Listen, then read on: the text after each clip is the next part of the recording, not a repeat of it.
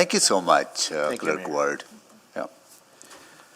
Okay, so in response to conditions, it was Council's decision to keep tax levy increases relatively low and lower than what was originally approved in the 2019 to 2022 operating budget, and even lower than the consumer inflation, and you can see that on this slide.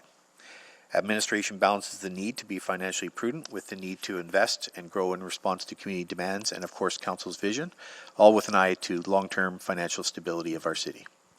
However, the combination of comparatively low tax level increases and high inflation can create a compounding effect on the pressure felt in the budget process, especially when elements of Council's vision for the next budget do require transformational change.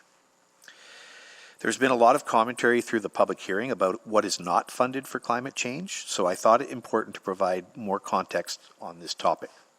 Next slide, please. Edmonton's effort towards becoming a climate resilient and energy sustainable city took a significant step forward in 2015, and over the last 7 years, meaningful efforts have been underway.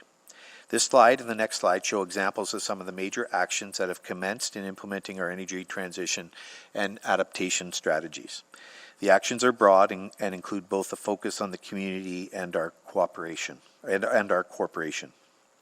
Actions have ranged from improving our transportation system to allow for zero emissions trips, supporting homeowners and businesses to reduce their emissions, investment in district energy systems, and working with important partners like EPCOR to make our community more resilient to climate change.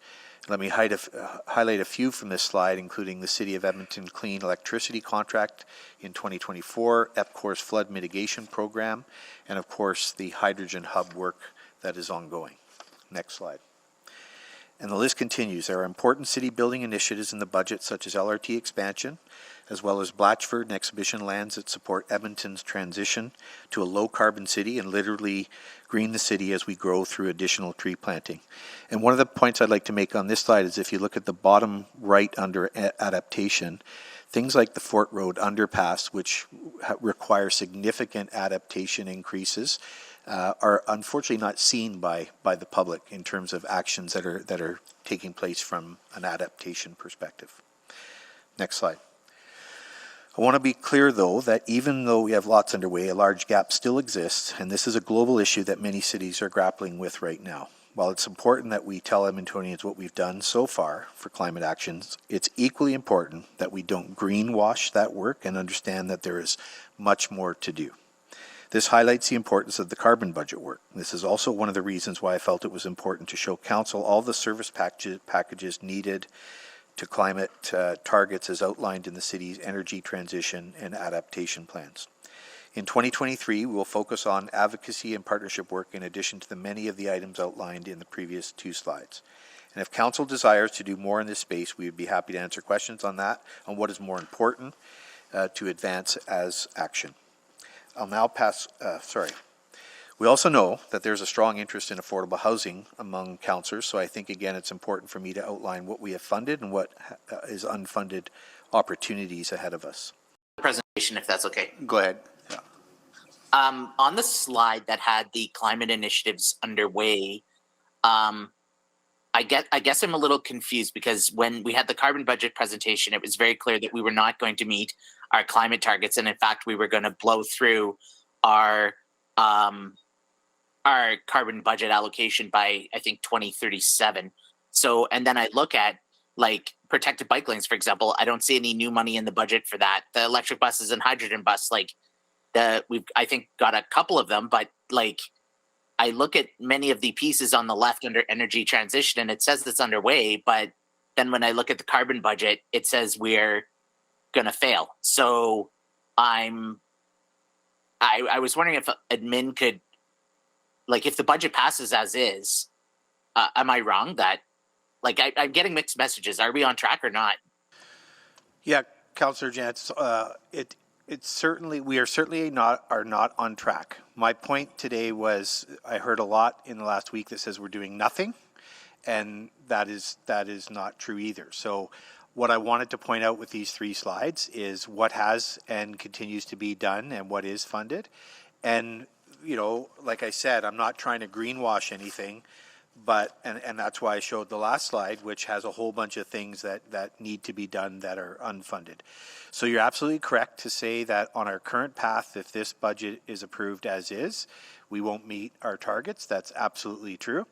I think what we need to think about is, how do we meet our targets over time? And again, the reality is we don't consider every decision we make at the city today with a focus on climate action as a priority, because we have safety actions, we have housing actions, we have a whole bunch of other actions that we're being asked to do. So I hope that helps clarify. It does, yes. Can I go to that slide then with those recommended actions that are necessary? It had the writing at the bottom. I can't remember the number. Yeah, so that would be the third There we go. climate action slide. Yeah. So can you help clarify for me why administration didn't build those 4 actions into the base budget? I would say it's a combination of all the other things we were asked to do, and then we believe I believe that we created a tax increase that was consistent with the average of what we heard from councillors in surveys and other discussions we've had. So we have a 3.9% tax increase. We did as much as we possibly could. And we also had some previous direction from previous council and this council last fall on things like infrastructure and other projects that I didn't feel that we should just change unilaterally, because that's previous direction to council. So.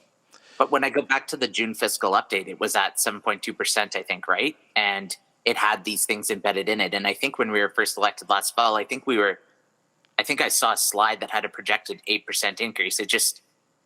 Even the tax tolerance amongst council, that may have been, you can ask us what our tax tolerance is, but then if we don't know the true cost of, say, renewal or maintenance, it's kind of a moot question. So I guess I'm wondering how these things were pulled out, given also the carbon budget and the direction around climate emergency. Well, I wouldn't describe them as being pulled out. I would describe them as we couldn't get them in based on all the other considerations we had. And this concept of the climate emergency comes up. I fully support that previous council had made that climate emergency decision, but that declaration doesn't give us any powers, any special, that declaration doesn't tell us you now have to spend, all the climate, you now have to build in your base budgets 100% climate change action, because there are other things to balance, right? So I think while the declaration is good, the difference I find is like when you do a declaration of emergency in emergency management, it's usually done so you get increased powers so you can exercise those powers and make bylaws and do things. I think the weakness of the climate emergency declaration, if I might, is to say that it doesn't give us more powers. It doesn't give us more funding to apply. It's a nice statement, but it doesn't actually give us the detailed direction to do more. And then again, we get a lot of direction to do other things that are not climate change related. So we balance that off. That's where we came out. Appreciate the clarity. Thank you. Thank you, Councillor Jens. Before I go to Councillor Paquette, I would like to welcome those greenhouse gas emissions.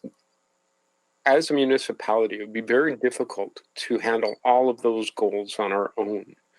Are we seeing any commitment from the federal and provincial government to help us get within the range that various governments over time have committed to?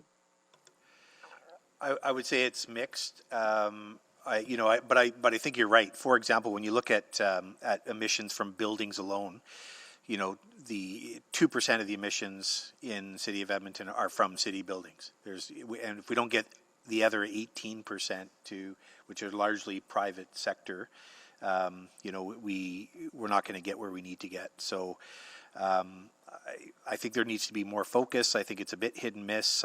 There is some help out there for sure, but I often point to the example of retrofits.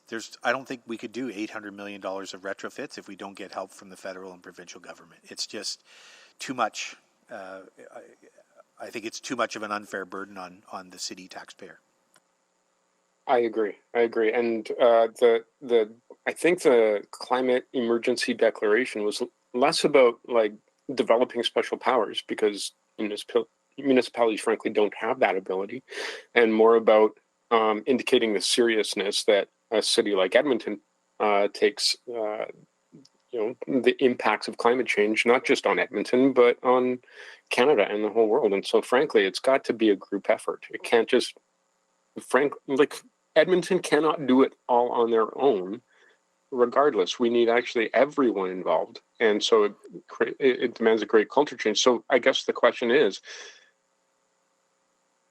how can Edmonton do this in a way that, because I really appreciate that report, because it shows us how far we have to go. So what are some of the strategies that administration thinks we can use to start to leverage some of those dollars out of other orders of government? Yeah, I guess I would start by, I will perhaps, I hope people don't mind this comparison, but when I think of truth and reconciliation, we are often told that we need to be clear on the truth first. And we have to understand the truth before we can do reconciliation. When I think about climate change, I think part of the issue is, and this is what I like about the carbon budget, is that it starts to show people what the truth is about our current path. Because we're now starting to assess, the path of then the carbon implications on that. So I think the next thing we have to do is continue to teach and learn and advocate.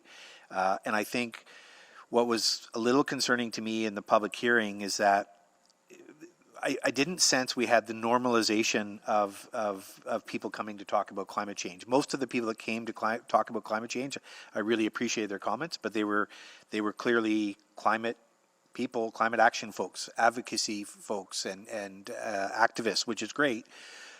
But what I think we need to do is hear like 1 million Edmontonians talk about climate change, and we're just not there yet. I just don't think we're there. I think a lot of people were clear in the election. I think a lot of people are clear in surveys, but I don't feel it's as normalized as it should be amongst the greater population that we've got to push for that. And I think part of that is education and advocacy, which I think is part of our strategy for 23.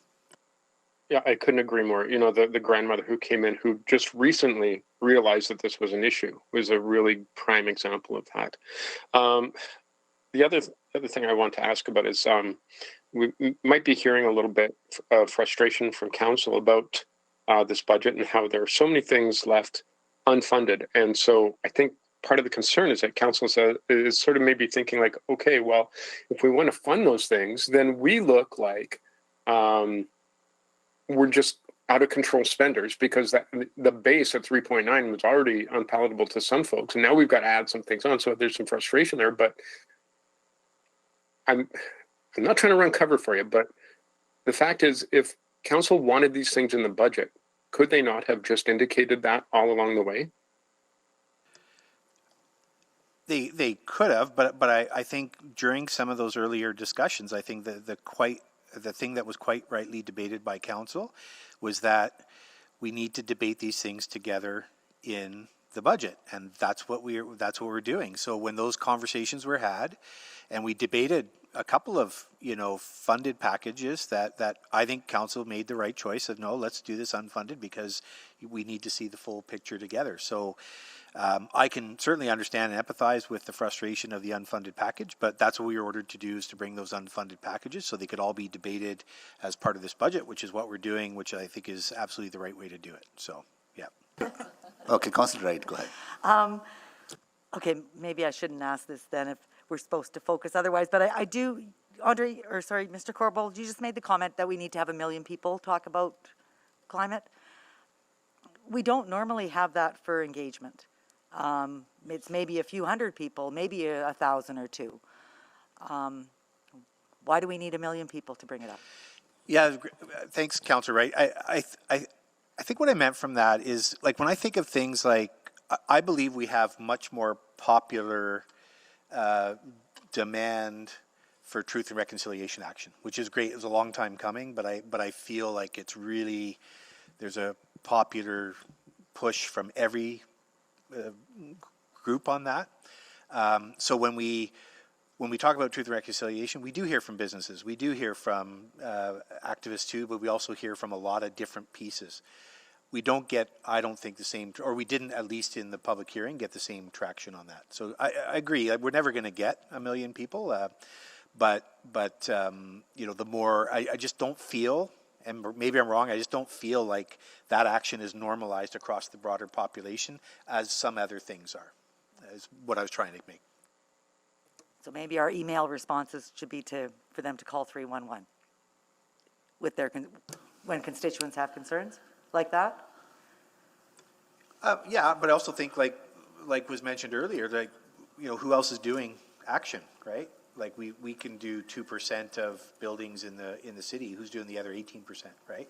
And so we've done things like net zero fire halls, and those are really positive things. We've done Edmonton Convention Center, right? But I think city's doing a lot there. I'd like to see everybody do kind of the same things, and some are, but yeah. I would add to Councillor that 311 is a service system for the city, not a polling system. Okay, thank you for that clarification. All right, thank you, Councillor Wright.